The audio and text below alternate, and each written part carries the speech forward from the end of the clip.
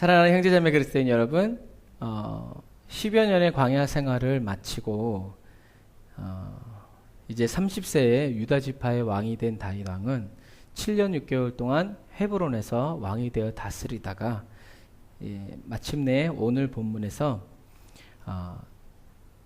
온 이스라엘의 온전한 왕이 되어 33년간을 이제 예루살렘에서 다스리게 돼요. 다윗이 온전한 이스라엘 왕이 되어서 가장 먼저 하고자 했던 일이 무엇이었나요? 하나님의 법궤를 옮겨오는 거였어요. 다윗은 왜 하나님의 법궤를 모셔오려고 했을까요? 13장 3절 같이 읽어볼까요? 13장 3절 시작.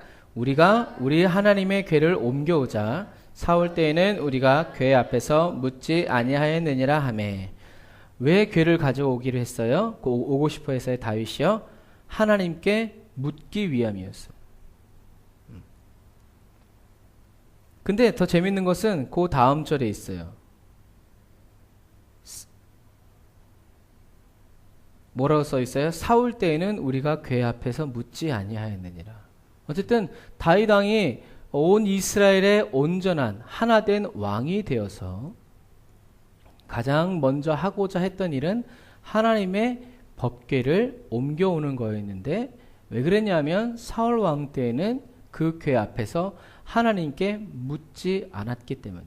그것은 뭐냐면 다윗 왕은 이제 하나님께 묻겠다는 거예요. 그 말은 사람들이 왜 사울 왕을 세웠어요? 하나님 말고 다른 인간 왕을 우리에게 주십시오 해서 하나님이 사울 왕을 사람들에게 줬어요. 하지만 다윗은 이제 내가 왕이 아니라 누가 왕이라는 거예요? 하나님이 우리 이스라엘의 왕이고, 이제 우리 이스라엘은 하나님이 말씀하시는 대로 이 이스라엘은 살아가고 다스려 갈 것입니다 라는 다윗의 마음 자세였고 태도였고, 그리고 무엇보다도 법궤 그룹 사이에 계신 하나님의 임재를 다윗이 갈망하고 사모했기 때문이에요. 다윗 왕이 하나님의 법궤를 모셔오고자 했던 것은 자기의 명예를 위함도 아니고 자기가 이제 하나님의 진짜 세우신 기름 부으신 왕입니다라는 것을 과시하기 위해서도 아니라 하나님을 이스라엘 왕으로 모셔드리고 섬기고 하나님의 임재를 사모하고 함께 있고 싶은 마음 때문에 그랬어요. 그래서 다윗 왕은 엘리 제사장 때 블레셋과의 전쟁에서 빼앗겨버린 법궤를 몇 년 만에 가져왔을까요? 어떤 사람은 70년, 어떤 사람은 80년. 그런데 그냥 성경에 있는 문자적인 것을 그대로 해석하면 몇 년 만에 오냐 하면 100년 4개월 만에 다시 예루살렘으로 돌아와요. 그래서 예수님이 탄생하시기 1102년에 아벡 전투에서 빼앗겨서 7개월 동안 블레셋에 있었고, 그래서 블레셋에 자꾸 재앙이 일어나니까 블레셋 사람들이 자기의 이방신을 섬기는 제사장들과 복술자들, 점치는 이런 무당들한테 물어가지고 이것을 어떻게 끝내야 되냐 그랬더니 법궤 때문에 그렇다. 그럼 법궤를 어떻게 여기서 옮겨갈까 했더니 그 이방 신상을 섬기는 제사장들과 무당들이 뭐라고 그랬냐면 새 수레에다가 수레 멍에를 매보지 않은 젖나는 소 둘에다가 이 수레를 매고 그 다음에 거기다 법궤를 얹어서 벳세메스로 보내는데 좌로나 우로나 치우치지 않고 똑바로 가면 이 모든 재앙은 하나님 때문에 온 것이고, 그렇지 않으면 이건 그냥 우연히 일어난 것일 겁니다 라고 해서 말을 해줬어요. 그래서 그 말대로 블레셋 사람들은 젖나는 소, 어미소 둘, 그 다음에 새 수레, 그 다음에 거기다 법궤를 신고 이런 우상 덩어리들을 같이 담아가지고 벳세메스로 보냈어요. 그리고 벳세메스로 보냈는데 사람들이 이스라엘 사람들 와 법궤다 하고 그 법궤는 뚜껑 열어봤다가 5만 명이 죽었어요. 그래서 그 벳세메스에 있던 법궤를 다시 어디로 메었냐면 기란 여아림으로 다시 그 법궤를 메어오게 된 것이죠. 그래서 기란 여아림에서 99년 9개월 만에 법궤가 다시 예루살렘으로 출발하게 된 거예요. 다윗의 이런 마음은 왕이 되었음에도 불구하고 자기는 여전히 하나님의 종이고 자기는 목동 중에서 우리가 계속 말씀을 나눴죠. 목동이었던 전나는 양틈 사이에서 하나님이 불러서 왕으로 세워주셨다는 것을, 하나님이 나의 목자이신 것을 결코 잊지 않는 마음 자세였어요. 방금 왕이 된 게 아니라 이미 왕으로 7년 6개월을 다스리고 이제는 더 큰 왕이 되었음에도 불구하고 다윗은 그 마음이 변하지 않았다는. 그래서 이스라엘 백성들은 다윗의 이 말을, 첫 명령을 선하게 여겨서 그렇게 합시다. 콜. 그래서 순적한 왕의 첫 행사가 될 줄 알았는데 어떤 행사가 됐어요? 큰 일이 일어나고 말았어요. 우리 13장 7절부터 10절 봅시다. 13장 7절부터 10절 다 같이 읽을게요. 시작. 하나님의 궤를 새 수레에 싣고 아비나답의 집에서 나오는데 우사와 아이오는 수레를 몰며 다윗과 이스라엘 온 무리는 하나님 앞에서 힘을 다하여 뛰놀며 노래하며 수금과 비파와 소고와 재금과 나팔로 주악하니라. 기돈의 타작마당에 이르러서는 소들이 뛰므로 우사가 손을 펴서 궤를 붙들었더니 우사가 손을 펴서 궤를 붙들물 인하여 여호와께서 진노하사 치심에 우사가 거기 하나님 앞에서 죽으니라. 다른 성경에는 다윗은 또 우사가 죽은 걸 뭐라 표현하냐면 찢으셨다라고 말을 했어요. 그래서 뭐 번개를 맞았는지 어떻게 됐는지 모르겠지만 바로 법궤 앞에서 우사가 죽고 말았죠.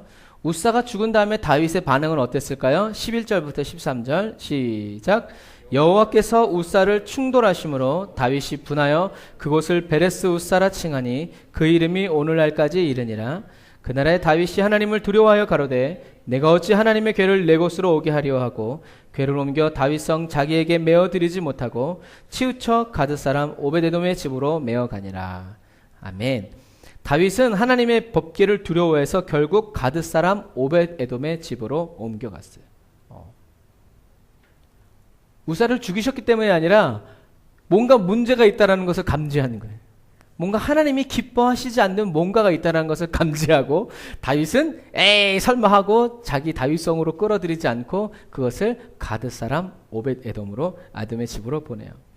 가드 사람 오벳에돔의 집에 머문 하나님의 법궤를 인해서 오벳에돔의 집과 가문은 무엇을 보냐면 여호와의 복을 받는데, 이때 당시에 여호와의 복이라면 하늘에서 금운이 떨어진 것이 아니라 뭐 농사가 잘 되고 가축이 잘 살고 아주 풍성해졌다는 이제 그러한 의미예요. 14절에 보면 의미심장한 단어가 하나 있는데 같이 읽어볼까요? 13장 14절 시작. 하나님의 궤가 오벳에돔의 집에서 그 권속과 함께 석 달을 있으니라. 여호와께서 오벳에돔의 집과 그 모든 소유에 복을 내리셨더라. 아멘. 여러분, 하나님의 궤가 오벳에돔의 집에 며칠을 있었어요? 자, 오벳에돔의 집에 하나님의 법궤가 석 달을 있어요. 그리고 석 달 후에 이 법궤는 다시 다윗에 의해서 예루살렘으로 운반됩니다. 그런데 이 석 달 동안 무슨 일이 있냐면 다윗이 자기를, 하나님이 자신을 이스라엘 왕으로 삼으신 것을 깨달아요. 법궤는 여전히 오벳에돔의 집에 있는데 다윗은 자기 왕궁에 다시 다윗성에 와서 하나님이 나를 이스라엘 백성으로 삼으셨구나라는 것을 깨닫는데 어떻게 깨닫냐면 하나님께서 이스라엘 나라를 강하게 하셨기 때문에. 역대상 14장 1절 2절 봅시다. 역대상 14장 1절 2절 역대상 14장 1절 2절 시작. 두로왕 히람이 다윗에게 사자들과 백향목과 석수와 목수를 보내어 그 궁궐을 건축하게 하였더라. 다윗이 여호와께서 자기로 이스라엘 왕을 삼으신 줄을 깨달았으니 이는 그 백성 이스라엘을 위하여 나라를 진흥하게 하셨음이니라. 강하게 하셨다는 얘기. 그래서 비록 법궤를 모셔오지 못했지만 두로왕 히람이 궁궐을 건축하도록 도와주었고, 또 그 다음에 읽어보면 다윗이 왕이 되었다는 소식을 듣고 쳐들어온 블레셋 군대를 다윗이 크게 쳐서 무찔러요. 그래서 다윗의 이름이 그 당시에 중동 사회에 크게 전파되어지고 다윗은 더 큰 나라를 만들어가요. 그래서 역대상을 쭉 읽어다 보면 하나님이 다윗이 가는 곳마다 이기게 하셨어요. 정말 다윗은 세계를 정복하려고 했으면 세계를 정복했을 거예요. 그래서 다윗은 3개월 동안 우사가 죽고 나서 법궤가 머무는 동안 3개월 동안 다윗에게는 궁궐을 세워야 됐고, 하나님의 처소, 하나님이 거하실 장막을 만들었고, 그 다음에 블레셋과의 전투가 있었고, 이러한 온 민족을 통합하고 막 이런 정치적이고 막 경제적이고 막 이런 외교적인 이런 문제들이 막 산적해 있는데도 불구하고 다윗은 역대상 15장 1절을 보면 다윗이 다윗성에서 자기를 위하여 궁궐을 세우고 하나님의 궤를 위하여 처소를 예비하고 위하여 장막을 치고 그 다음에 법궤를 모셔오고자. 그런데 재밌는 것은 13장에서 법궤를 모셔올 때랑 15장의 법궤를 모셔올 때랑 다윗이 법궤를 모셔오는 방법이 달라져요. 15장 2절 한번 읽어봅시다. 역대상 15장 2절.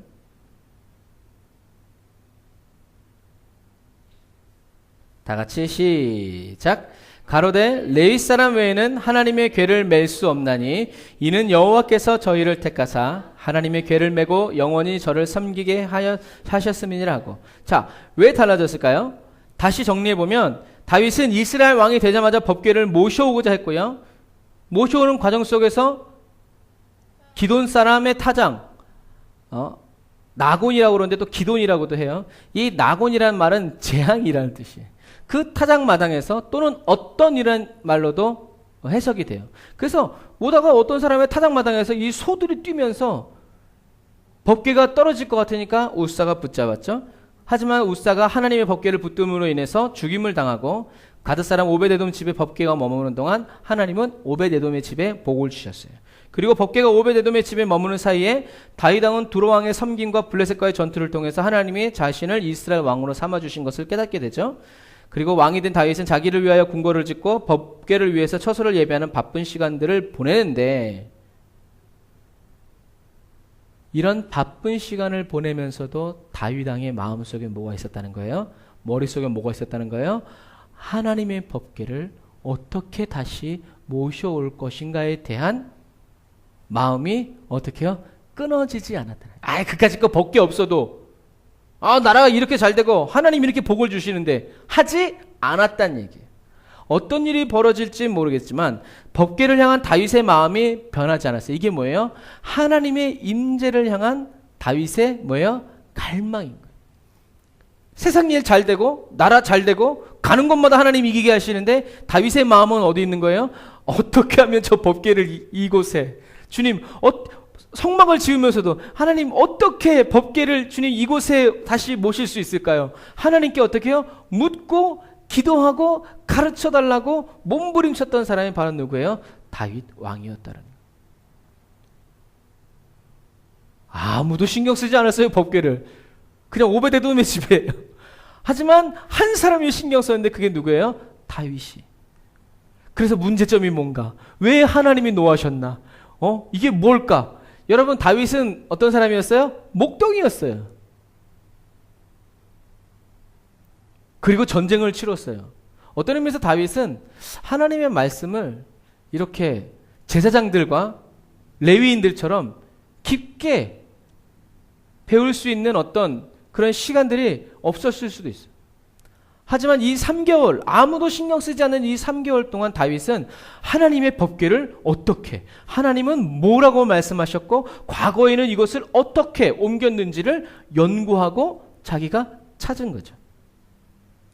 그래서 다윗은 15장에서 그전에는 우리가 하나님의 말씀대로 법궤는 사람이 매야 되는데 소들에게 얹은 게 잘못이다. 여러분 그러나 다윗이 법궤를 다시 가져오고자 했던 것은 누군가가 다윗에게 하나님이 오베데돔의 집에 복을 주셨어요. 하나님의 법궤가 그 집에 들어간 날로부터 오베데돔이 복을 받아서 부자가 되고요. 병들지 않고요. 자기들의 자녀들이 잘 되었어요. 라고 말했기 때문이 아니에요. 법궤가 부족이 되고 법궤가 복의 근원인 것처럼 여겼기 때문에 법궤를 꼭 가져오고 싶었던 게 아니에요. 다윗에게 법궤는 하나님의 임재의 실제였고 하나님이 그 사이에 사람들은 100년 동안 잊어버리고 관심 갖지 않았지만 다윗은 여전히 그 그룹 사이에 거하시는 하나님의 임재를 사모했기 때문에 다윗은 명령합니다. 레위 사람 외에는 하나님의 궤를 맬 수 없나니 이는 여호와께서 저희를 택하사 하나님의 궤를 메고 영원히 저를 섬기게 하셨음이니라 하고. 그래서 우사의 사건을 통해서 다윗은 뭘 배웠어요? 하나님의 일을 하는 법을 배웠어요. 하나님을 어떻게 섬겨야 하는지 배웠어요. 자 보세요. 다윗은 우사의 사건을 통해서 3개월 만에 하나님을 어떻게 섬기고 하나님을 어떻게 모셔야 하는지를 배웠어. 그런데 기럇 여아림에 있던 99년 9개월 동안 아미나답의 아들들 가문들은 하나님의 법궤를 어떻게 모셔야 되는지, 어떻게 이동해야 되는지 어떻게 해요? 알지 못했단 얘기예요. 그냥 보관만 하고 있어. 그냥 놔뒀단 얘기예요. 도둑맞지 않도록 지켰다는 거예요. 여러분 100년 가까이 그 법궤를 지킨 그 공로가 인정받아서 법궤가 예루살렘으로 올 때 여러분 법궤가 운반될 때 몇 명의 사람이 그 법궤를 따라왔는지 알아요? 3만 명이에요. 3만 명의 사람들이 법궤를 운반하기 위해서 모여들었어요. 지파에서 뽑고 뽑아서. 그런데 그 사람들 중에 어느 누구도 왕이시여 법궤를 옮길 때는 이러 하나님이 이렇게 옮기라고 했습니다라고 말하지 않았어요. 그럼 우리 생각해 볼 수 있어요. 왜 새 수레에다가 법궤를 메었나? 그건요 아까 말한 것처럼 처음에 생각해 보면 블레셋에서 이 법궤가 7개월 만에 나올 때 어떻게 했다고 그랬어요? 바알 신을 섬기는 제사장들과 무당들에게 물었어요. 이것을 어떻게 하면? 그러면 멍에를 매지 않은 젖나는 소 둘에다가 새 수레에다가 옮겨라. 그러니까 이 인생들은요 하나님의 말씀을 따라서 한 것이 아니라 블레셋에서 왔던 아무 이상 없이 왔던 그곳을 기억하고 하나님의 법궤를 움직였다. 그런데 여러분 왜 그때는 소가 날뛰지 않았을까요? 그건 블레셋 사람들이 하나님의 말씀을 모르기 때문에 그래요. 하나님이 법궤를 어떻게 옮겨라고 했는지 블레셋 사람들은 몰라요. 그렇기 때문에 하나님이 굳이 터치하지 않고 단지 그 제사장들이 뭐라고 그랬어요? 이 소가 똑바로 벳세메스를 가면 이 재앙은 하나님께로부터 온 거다. 아니면 그냥 우연히 일어난 거다. 그래서 하나님은 그 소가 똑바로 벳세메스로 가게 하심으로 인해서 이 모든 재앙이 하나님께로부터 온 것을 어떻게 해요? 증명하셨어요. 여러분 블레셋에 하나님이 임재하시니까 어떻게 돼요? 재앙이 일어나요. 왜요? 하나님 말씀을 모르니까. 오늘날에도 마찬가지예요. 저와 여러분에게 성령님이 임재하셨을 때 그것이 재앙이 되는 사람이 있고 어떤 사람에게는 성령님이 임재하셨을 때 재앙이었던 삶이 축복으로 바뀌는 경우도 있어요. 중요한 것은 저와 여러분의 삶이 성령님이 임하셨을 때 재앙으로 나타나는 사람이냐 아니면 은혜로 사랑으로 나타나는 사람이냐 우리는 생각해 봐야 돼요. 100년 동안 깨우치지 못했던 것을 다윗은 3년 만에 깨우쳤어요. 다윗이 지혜가 있어서가 아니라 시편을 보면 다윗이 하나님께 늘 기도해요. 하나님의 율례를 저에게 가르쳐 주세요. 하나님의 법도를 가르쳐 주세요. 제가 하나님 어떻게 성경 가르쳐 주세요. 다윗은 정말 하나님께 가르침 받기를 원했고 하나님께 묻고 하나님께 배웠던 그리스도인이었어요. 여러분 하나님의 일은요 그 일이 아무런 정당한 일이 있고 중요하고 타당성이 있어도 하나님의 일은 하나님의 방법대로 하나님의 말씀 하나님의 뜻대로 돼야 되는 것을 기억하시길 바라요. 저와 여러분들이 이 터키 땅에서 해야 할 일들이 있고 하고 싶은 일들도 많아요. 그런데 더 중요한 것은 뭐냐면 하나님이 우리에게 하라고 하시는 일을 하는 것이 중요해요. 대부분 교회가 커지고 성도가 많아지고 막 목사님을 통해서 하나님의 막 은사가 나타나기 시작하고 막 그러면요 사람들이 어떻게 해요? 자꾸 높이 막 유명해지고 막 이러다가 뭘 놓쳐요? 하나님을 잊어버려요. 그런 경우들이 한국 교회사에 또 세계 교회사에 너무너무 많아요. 처음에는 하나님이 들어쓰셨지만 나중에는 타락하고 변질되어서 위대한 전도자였다가 지금은 또 프리메이슨이나 다른 이런 이상한 단체의 앞잡이가 돼서 생을 마감하는 훌륭한 목사님들이 많다는 것도 너무 슬픈 일이에요. 이것이 바로 우리가 먼저 주에 가이사의 것은 가이사에게 하나님의 것은 하나님께 바치라는 거예요. 아무리 보기 좋은 일이고 이 땅에서 필요한 일이라도 하나님이 우리에게 시키신 일이 아닌 것은 하지 말아야 돼. 우린 그게 명확해야 돼. 글쎄 잘 모르겠는데요. 이러면 안 돼. 하나님이 우리에게 말씀하신 일은 이 일입니다. 라고 정확하게 우리가 붙들고 있어야 된다는 거예요. 아무리 옳고 필요하고 중요한 일이라 하더라도 기도보다 앞서고 말씀보다 앞서고 성령보다 앞서면 기도하지도 않고 말씀을 통해서 하나님 음성을 들은 적도 없으면서 그 일이 단지 좋은 일이고 필요한 일이고 남들에게 칭찬받을 일이기 때문에 그 일을 하면 우리는 그 일 때문에 망하게 된다. 하나님의 이름을 빙자해서 결국 자기 자신에게 좋은 일을, 자기가 유명해지기 위해서, 자기가 이름을 날리기 위해서, 자기가 좀 더 편안하고 잘 살기 위해서 하는 일이 결국 하나님의 일이 아닌 자기 중심적이고 자기 일을 하나님의 이름을 빙자해서 하는 일이 되는 것밖에 안 된다. 법궤를 운반하기 위해서 3만 명의 법궤 운반위원회가 동원됐지만 법궤를 모셔오지 못했어요. 왜요? 하나님의 방법이 아니었기 때문에. 그래도 기특하다. 100년 동안 여기 처박혀 있던 법궤를 너희들이 가져가니 이거 이쁘다라고 하나님은 하지 않으셨어요. 그리고 다윗에게 법궤가 저기 있으니까 옮겨라라고도 하나님은 말씀하지 않으셨어요. 하나님의 말씀대로 순종하지 않는 자기 중심적이고 자기 자신을 위한 일에는 하나님이 함께 하시지 않아요. 하나님이 인정하시지 않기 때문에 하나님의 임재와 기름 부음도 없어요. 예배는 하나님을 위해서 드리는 거예요. 나 자신을 위해서 드리는 게 아니에요. 그렇기 때문에 우리가 키우는 예배자도 얘네들을 통해서 우리가 유명해지고 우리가 칭찬받겠다는 마음을 여러분 빨리 버려야 돼요. 하나님께, 하나님 앞에서 자라가도록.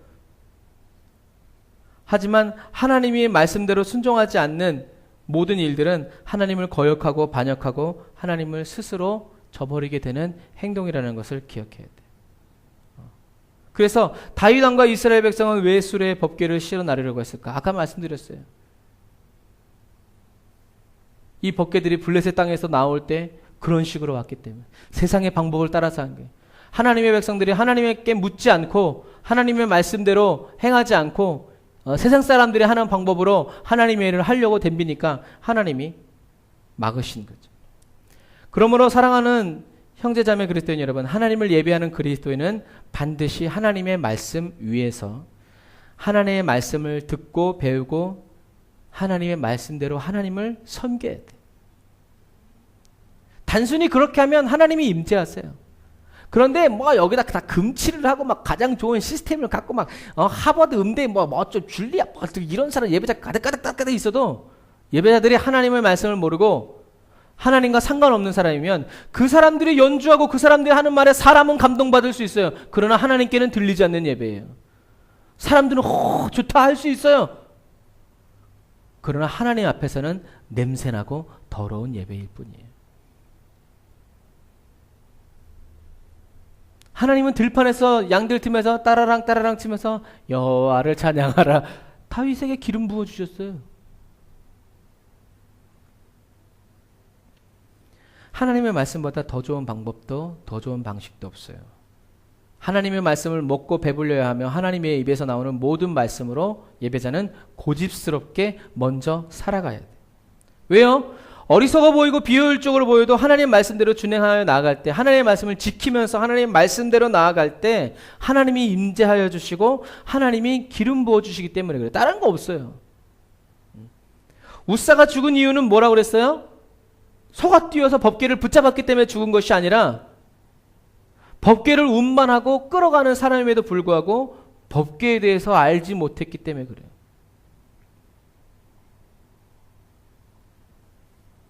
지금 저와 여러분이 아무리 교회에 오래 다니고 성경책을 끼고 살고 기도와 금식을 아무리 열심히 한다고 하더라도요, 하나님을 알지 못하면, 예수님을 알지 못하면 저와 여러분의 영생이 뭐라고 그랬어요? 영생은 뭐라고 그랬어요? 유일하신 참 하나님과 그의 보내신 자 예수 그리스도를 아는 것입니다. 아는 것은 예수님이 그리스도구나 이것이 아니라 인격적으로 만나고 보고 듣고 배우는 것을 의미한다고 그랬어요. 저와 여러분이 성령의 임재 안에서 하나님의 말씀을 배우지 못한다면 저와 여러분은 성령과 진리의 말씀으로 하나님을 참으로 예배할 수가 없어요.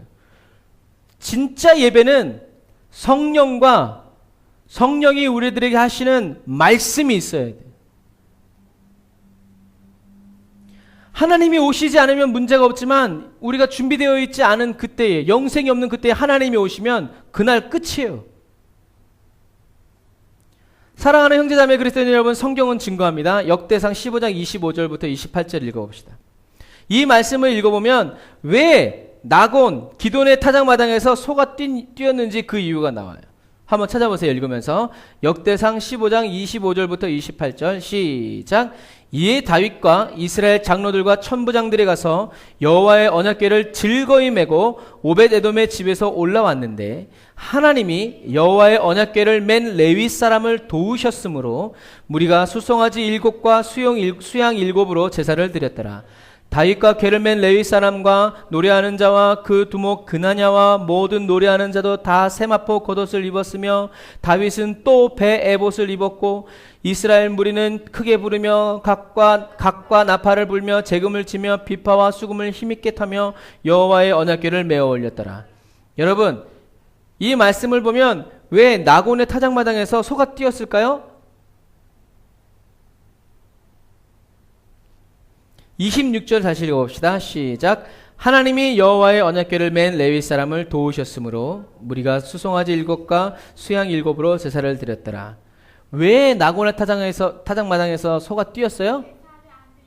제사를 드리지 않았기 때문에 역시 함정에 빠졌어요.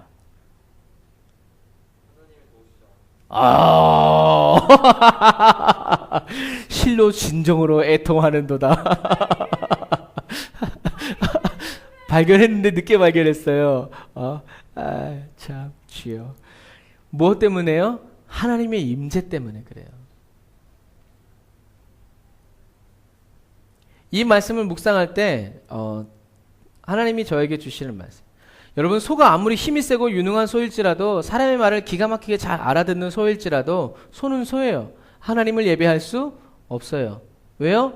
하나님이 예배 받으시기 위해서 창조하신 사람 한 것은 뭐예요? 사람이에요. 소가 아무리 아름답고 멋있다고 해도 하나님이 소를 성전 삼고 그곳에서 성령님이 거하시지 않아요.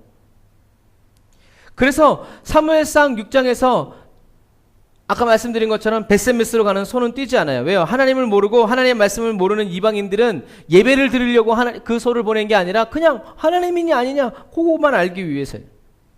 하나님을 믿고자 하지도 않았고 예배하고자 하지도 않았어요. 그래서 하나님의 임재가 필요 없는 거예요. 하나님과 상관없는. 저와 여러분도 마찬가지예요.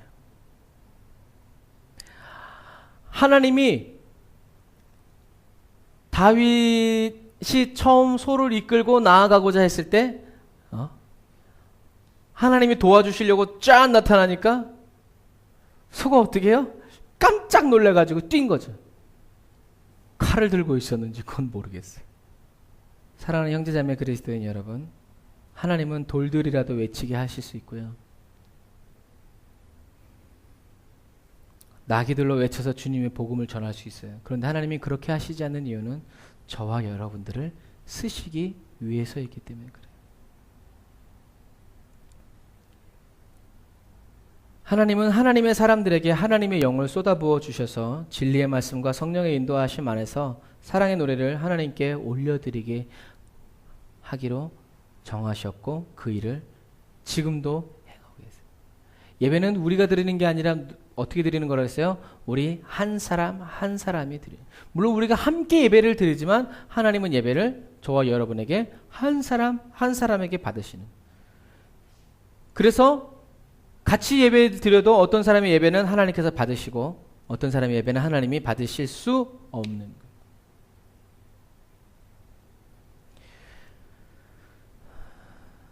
왜 하나님이 이스라엘을 도우셨다. 하나님이 여호와의 언약궤를 맨 사람들을 도우셨다는 말씀이 다윗이 1차로 운반할 때는 없었냐면 15장 13절 읽어보면 제가 읽어드릴게요. 들으세요. 전에는 너희가 매지 아니하였으므로 우리 하나님 여호와께서 우리를 충돌하셨나니 이는 우리가 규례대로 저에게 구하지 아니하였음이니라. 그 다윗은 하나님의 법궤를 맬 때 하나님의 도우심이, 하나님의 임재가, 하나님의 허락이 어떻게 해요? 필요하다는 것을 깨달았어요. 그냥 좋은 소 3만 명의 많은 사람들, 그냥 하나님의 일을 하고 싶은 그냥 우리들의 마음과 열정이 필요한 것이 아니라 그것보다 앞서 무엇이 필요하다는 걸 알았어요? 하나님의 허락, 하나님의 임재, 하나님의 도우심이 없이는 하나님의 일을, 하나님의 법궤를 가져올 수 없다. 하나님의 말씀대로 구하지 아니하였기 때문에 하나님이 도와주시지 않은 것을 다윗이 철두철미하게 깨달은 거예요. 아, 그거였구나.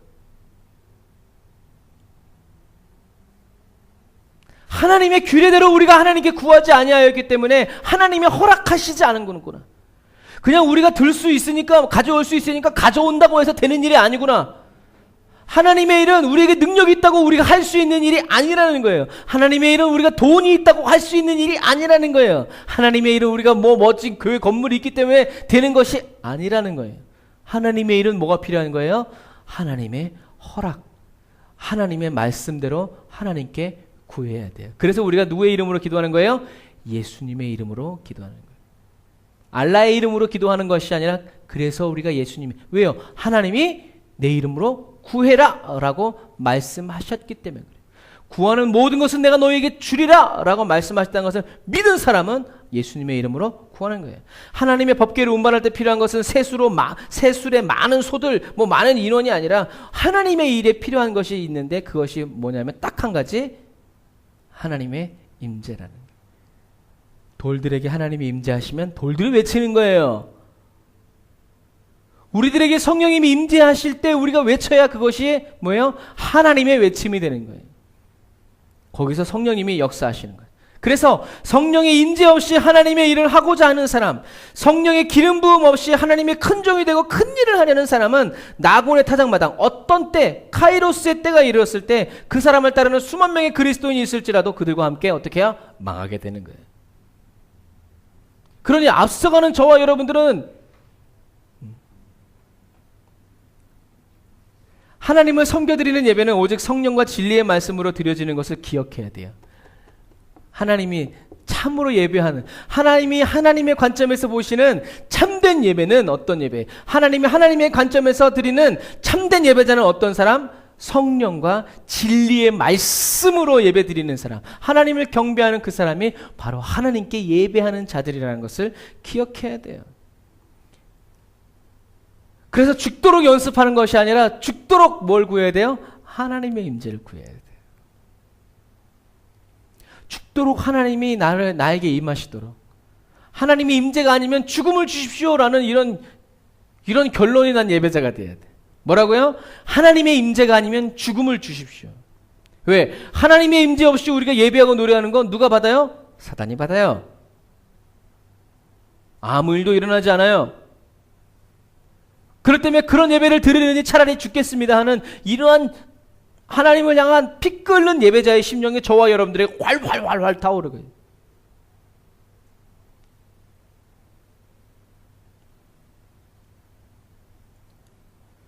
다윗은 우사가 죽고 3개월 동안 기도하면서 이 문제를 말씀과 씨름하며 풀어내야 돼요. 하나님 왜 임재가 없습니까? 왜 하나님 도와주시지 않았어요?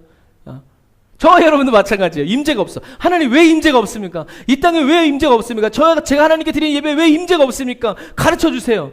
무엇이 부족합니까? 어떻게 해야 합니까? 어떻게 해야 주님이 오시겠습니까? 다윗은 3개월 동안 다른 사람 시키지 않고 혼자 골방에서 울면서 상한 마음으로, 하나님이 저를 이스라엘 왕으로 세워주셨는데, 하나님 제가 저 법궤와 함께 법궤 앞에서 주님 제가 예배드리고 싶은데, 하나님 어떻게 하면 저 법궤를, 하나님의 임재를 저 멀리 던져두지 아니하고 하나님의 임재를 제 곁에, 제가 하나님 임재 앞에서 예배드릴 수 있을까요? 다른 사람들은 전쟁에 승리하고 막 다른 이방 나라들이 막 금과 막 목수 막 나무들을 가져와서 막 나라들이 강해지는 것을 보고 흥분했을지 모르지만 다윗은 그런 것들로 흥분되지 않았어요. 왜요? 마음이 상했어. 왜? 법궤가 저기 있으니까. 자기가 지금 있는 곳에서 얼마 떨어지지 않은 저곳에 하나님의 법궤가 있는데 내가 저 법궤 앞에 나갈 수 없고 저 법궤가 내 곁에 올 수 없다는 것에 대해서 다윗은 마음이 상하는 거예요. 여러분, 우리에게 이런 상한 마음이 있어야 돼요. 하나님의 임재가 없음으로 인해서 느낄 수 없고 만질 수 없고 맛볼 수 없음으로 인해서. 여러분, 이 터키 땅에 뭐가 필요해요? 하나님의 임재가 필요해요. 이 터키 땅에서 드리는 모든 교회 예배 가운데 뭐가 필요해요? 하나님의 임재가 필요해요. 교회를 수십 년 다녀도 사람들이 예배를 통해서 하나님을 만나지 못해요. 우리는 그것 때문에 마음이 상해야 돼요. 주님, 나를 써주십시오. 다윗은 이 문제를 끌어안고 기도하는데, 하나님과의 관계 속에서 문제가 있고 어려움이 있을 때 다윗은 적당히 타협하고 침묵하고 돌아가지 않아요. 이스라엘 왕으로서 여러 가지 어려움과 문제들, 전쟁과 외교, 성전 건축 등등 수많은 일들이 쌓여 있었지만 다윗은 기도해요.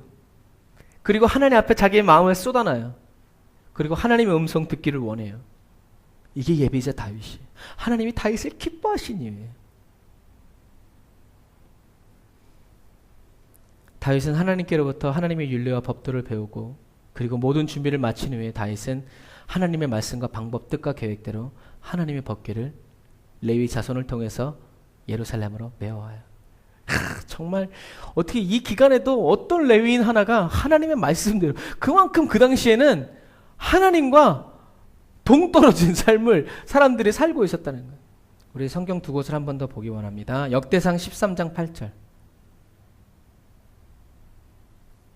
역대상 13장 8절. 한번 읽어볼까요?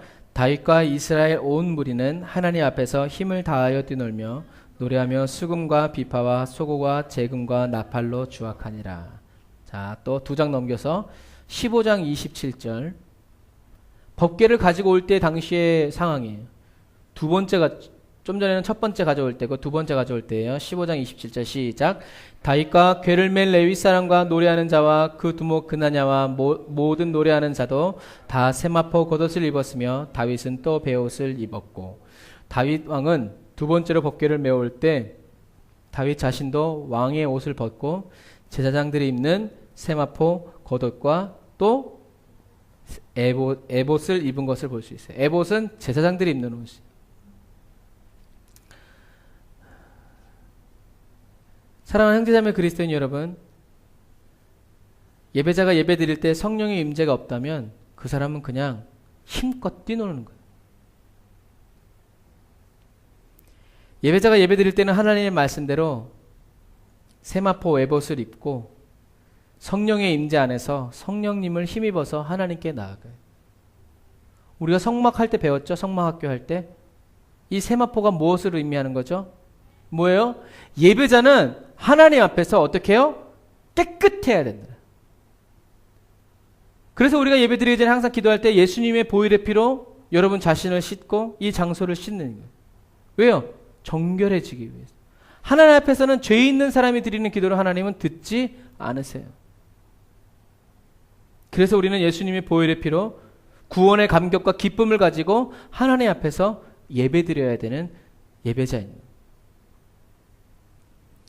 세마포는 성결함이라고 했고 정결함이라고 그랬어요. 그래서 예수님의 보혈의 피로 깨끗이 씻음받은 구원의 감격과 즐거움이 요동치는 그리스도인인 것이죠. 내 힘으로 소리 지르고 내 힘으로 힘껏 춤을 추는 거야. 바지가 벗겨져야 된다. 이게 아니에요. 그렇게 하면 사람들은 감동해요. 와, 정말 열심히 하는구나. 아, 어떻게 저렇게, 제가 예전에 막 강단상에서 막 뛸 때 막 그러죠. 사람들이 어떻게 저 몸으로 저렇게 뛸까? 어떤 사람은 무릎에 관절에 이상이 있지 않을까? 이상 없다. 왜요? 하나님의 임재가 우리를 들어올리기 때문이에요. 예배자는 오로지 성령의 임재 안에서 성령님의 능력과 기름 부어주심을 따라서 성령님과 하나 되어 솟아나는 구원의 감격을 가지고 예수님을 기뻐하고 노래하고 높이는 사람이에요. 이런 저와 여러분들의 모습이 믿지 않는 사람들에게는 바보스러워 보이고 미련해 보이고 왜 저렇게 소리를 지르는 거야? 그렇게 들린다 할지라도 십자가의 도가 구원 얻은 사람들에게는 능력이라는 것을 굳게 믿고 십자가를 사랑하는 마음으로 잃어버린 한 영혼 한 영혼에게 저와 여러분에게 찾아가야 돼요. 하나님의 법궤가 몇 년 만에 예루살렘으로 돌아왔다고요? 100년 4개월 만에. 세상 사람들의 방법대로 하나님을 섬기려는 것을 하나님은 깨트리셨어요. 그리고 그 어려움의 시기를 통해서 다윗은 하나님의 율례와 법도를 배워요. 그날 이후로 다윗은 성령의 임재 안에서 하나님의 이름을 높여드리기를 힘쓰고 예배드리기 위해서 힘쓰고 애를 써요. 다윗은 그 이후에 하나님께 예배드리는 것을 실수하지 않아요. 다윗의 탁월함이 이거예요. 반복하지 않았어요. 한 번의 실수를 통해서 다윗은 하나님의 마음을 철두철미하게 배워갔고 그 자세를 유지하고 잃어버리지 않았어요.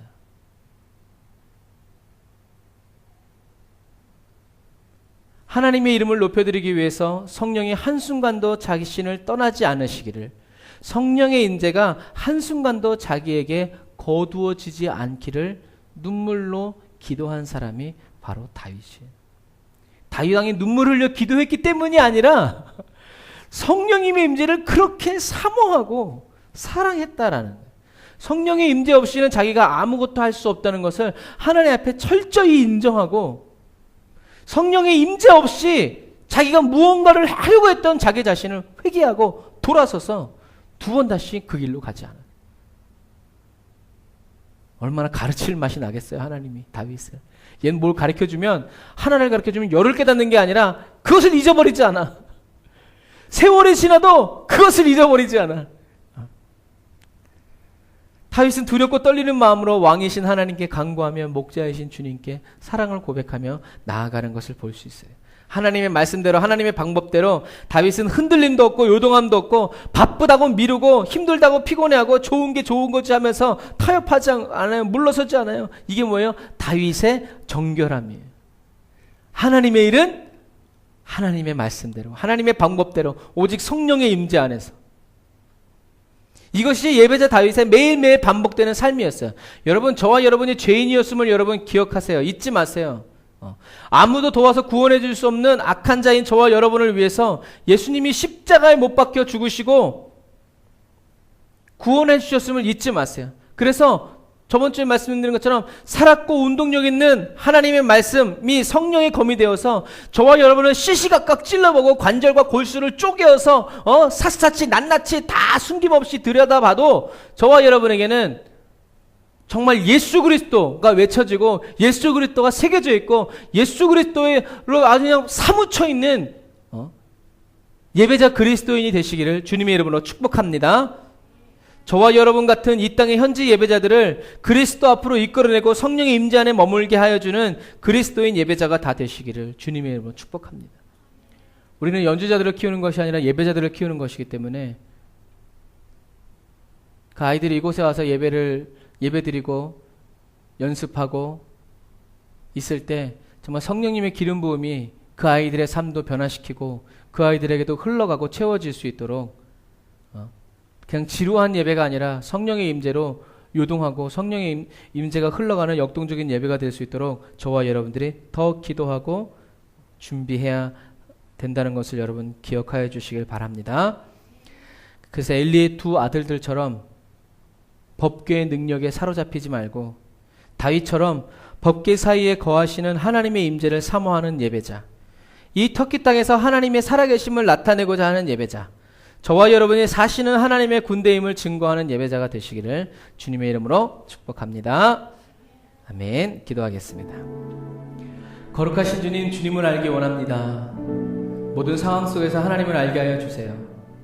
세상의 지혜와 지식이 아닌 하나님의 지혜와 지식이신 예수 그리스도로 하나님을 예배하게 하세요. 가르쳐 주세요. 영의 귀를 열어주시고 영의 눈을 열어 보게 하여 주세요. 말씀의 세계를 보게 하여 주시고 믿음의 세계를 보게 하여 주세요. 마음을 열어 깨닫게 하여 주세요. 어떤 형편과 환경 속에서도 세밀한 주님의 음성을 듣는 예배자 되기를 간절히 간구합니다. 어떤 소유냐가 문제가 아니고 어떤 수레냐가 문제가 아니고 몇 명이 모이고 몇 명이 섬기느냐가 문제가 아니고 하나님의 말씀대로 하나님을 섬기는지가 문제고 성령의 임재와 그 기름 부으심의 파도를 따라 하나님의 도우심을 힘입는 예배자인지가 문제인 것을 오늘 말씀을 통해서 가르쳐 주심을 감사드립니다. 구원의 감격과 즐거움을 새롭게 하여 주세요. 그 안에서 주님과 함께 풀무에서 뛰놀듯 하나님의 어린 양 예수 그리스도를 누리게 하여 주세요. 예수님과 함께 뛰놀아 여호와 앞에 서는 예배자 되게 하여 주세요. 하나님의 능력에 매료되지 않고 능력에 하나님께 사로잡히고 사랑에 빠져 살아가는 십자가로 구별된 거룩한 옷을 입은 성령님의 예배자 되기를 간구합니다. 예수님의 이름으로 기도드립니다. 아멘. 우리 말씀을 생각하면서 다 같이 우리 기도하겠습니다.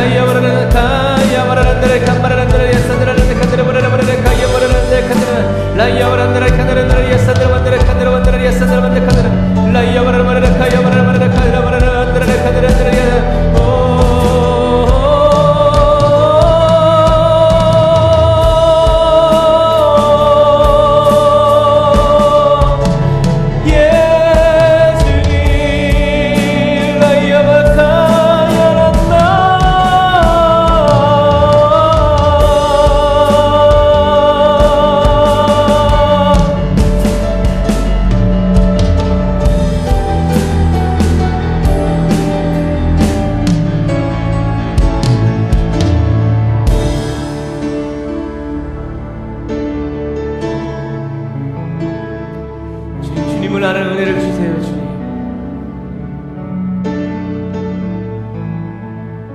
주님의 임재로, 주님의 임재하심으로 우리가 주님을 더 알게 됨으로 인해서 저희들의 형편과 환경을 보는 새로운 지각이 열리고 눈이 열리기를 원합니다. 함께 하신 주님 감사드립니다. 예수님의 이름으로 기도드립니다. 나 무엇과 도 주님을 바꾸지 않으리. 다른 어떤 은혜 구하지 않으리.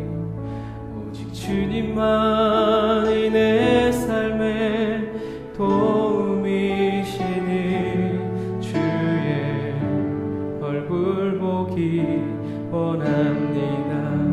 3개월 안에 다윗이 부르는 것처럼 난 무엇과도 주님을 바꾸지 않으리. 말씀하세요. 주님, 다른 어떤 은혜 구하지 않으리. 오직 주님만이 내 삶의 도움이시니 주의 얼굴 보기 원합니다. 주님 사랑해요.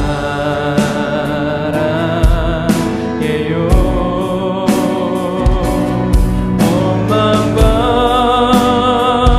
정성 다해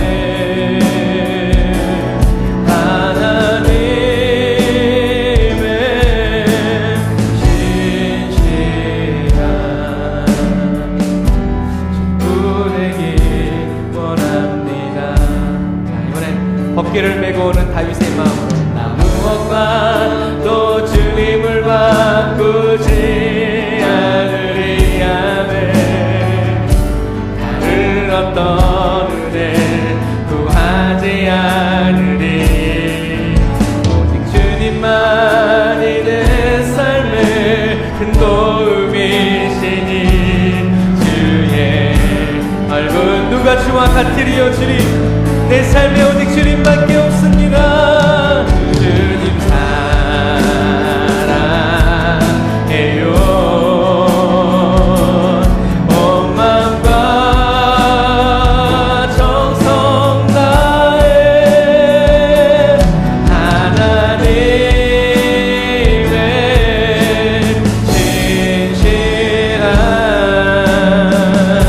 친구 되기. 우리를 사랑하사 자녀 삼아주신 주님께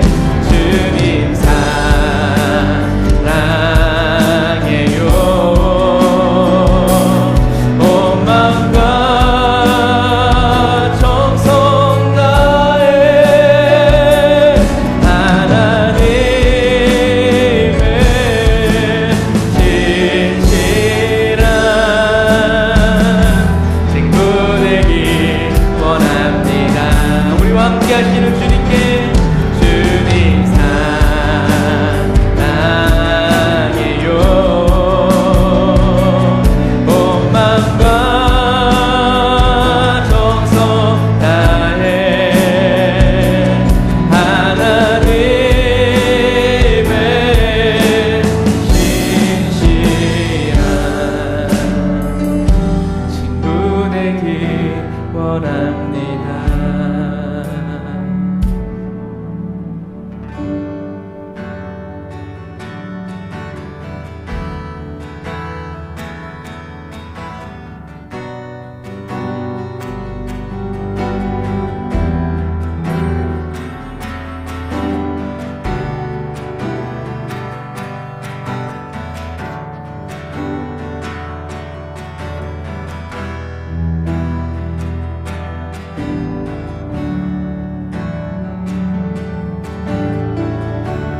주를 위한 이곳에 예배하는 자들 중에 그가 찾는 이 없어 주님께서 슬퍼하시네.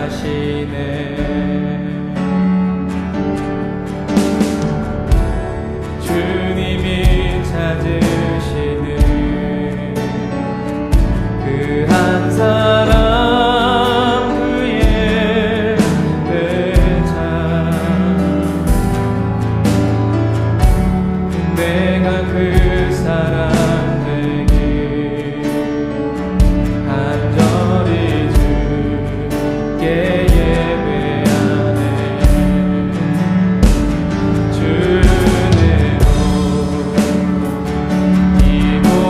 서 있는 주인제에 엎드려 절하네. 그 어느 것도 난 필요 없네. 주님만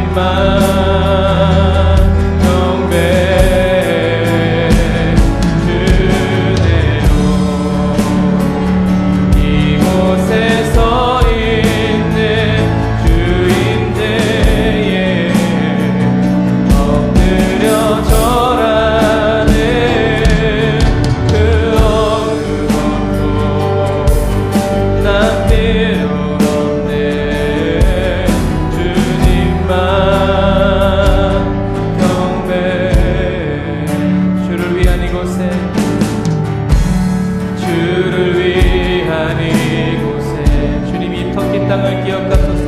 예배하는 자들 중에 임하사 가르쳐주세요. 주님 그가 찾는 이어서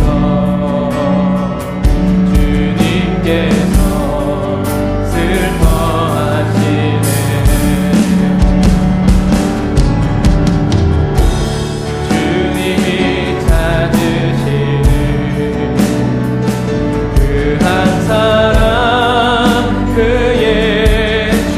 발견되어지기 원합니다.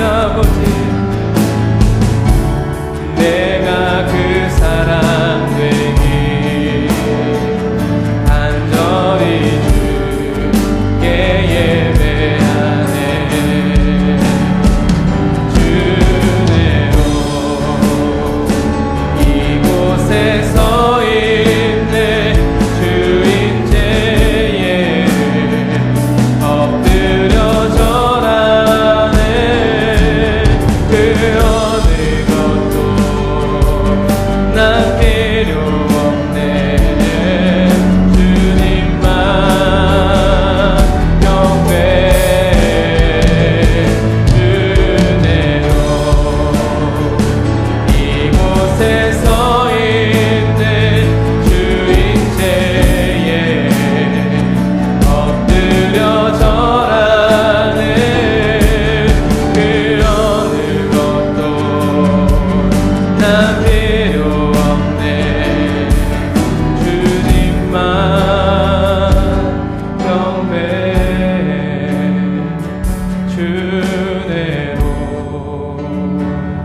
이곳에 서 있네.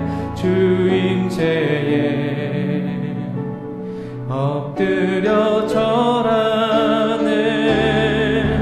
그 어느 것도 난 필요 없네. 주님만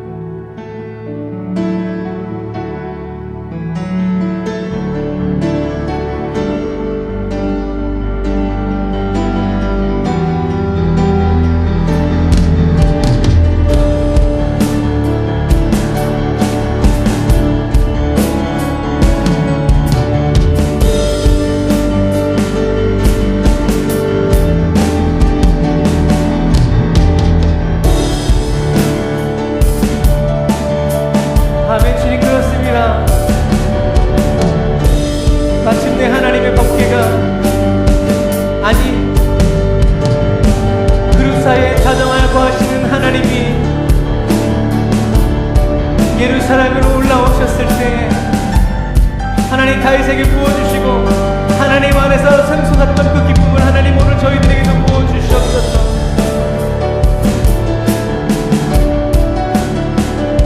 하나님께 그 어떤 것을 원하는 것이 아니라 하나님의 영광의 임재 안에서 하나님을 섬기고 하나님을 영원히 모시기 원했던 하나님 예배자 다윗의 그 갈망과 그 간절한 기도가 하나님 그 심령이 오늘 저희들에게도 부어지기를 원합니다. 저희들의 심령 가운데서도 아버지 일어나기를 원합니다. 하나님 주님이 찾으시는 예배자, 주님이 찾으시는 그 단 한 사람의 예배자가 하나님 오늘 저희 한 사람 한 사람이 되기를 원합니다. 주님 우리를 새롭게 하여 주시옵소서. 우리를 변화시켜 주시옵소서. 우리를 온전케 달라고 이 시간을 주의 이름만 부르시고 기도합시다. 주여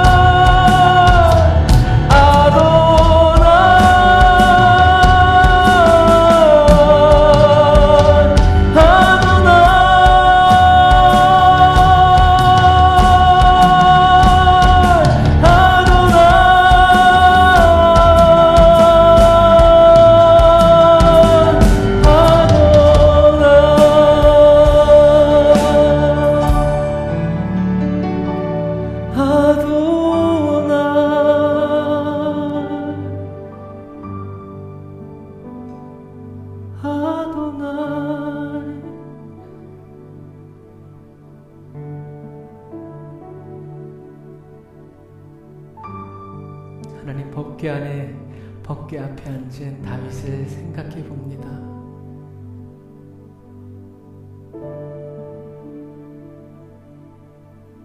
양 틈에서 잠을 자고 양을 치던 보잘것없던 목동의 한 사람을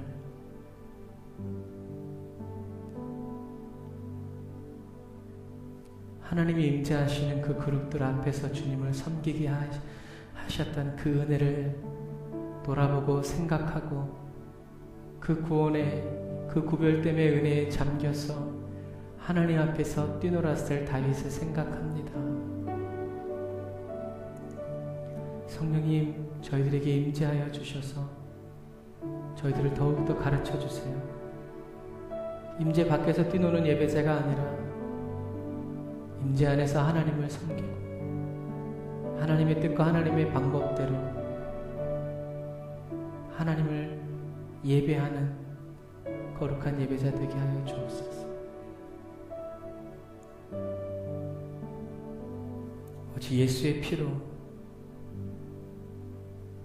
예수의 피밖에 없는 그리스도인 되게 하여 주옵소서.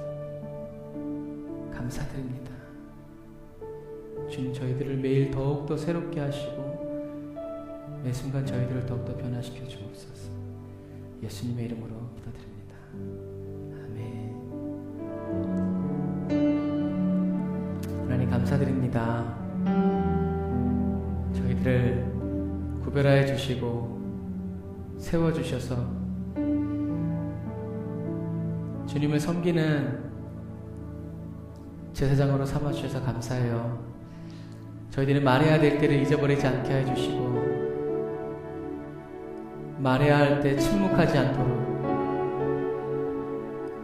하나님이 어떤 분이신지, 그 예수님이 어떤 분이신지, 성령님이 어떤 분이신지 우리가 만난 그대로, 들은 그대로, 본 그대로를 증거할 수 있는 십자가가 있는 그리스도인 되기 원합니다. 그리고 어디를 가든 십자가를 세워주는 그리스도인 되기 원합니다.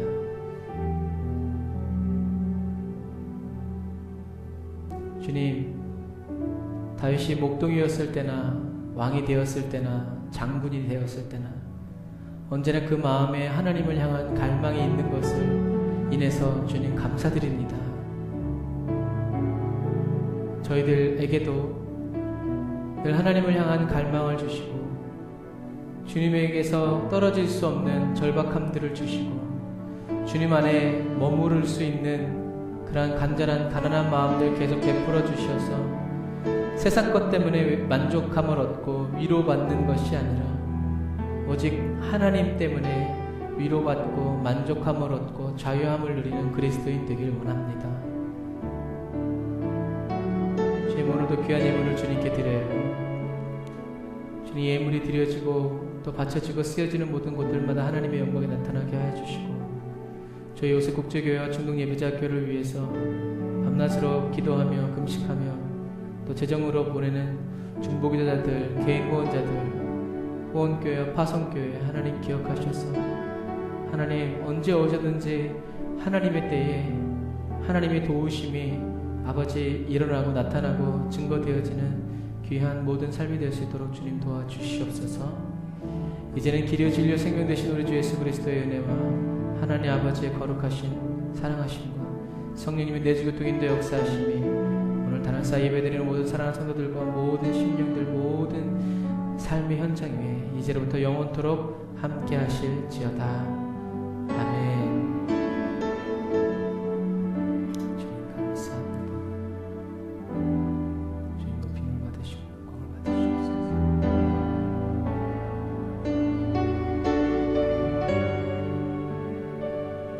오늘도 우리와 함께 하시고 우리 함께 길을 즐겨 하시고 기뻐하신 우리 하나님께 영광을 받도록 하겠습니다. 할렐루야.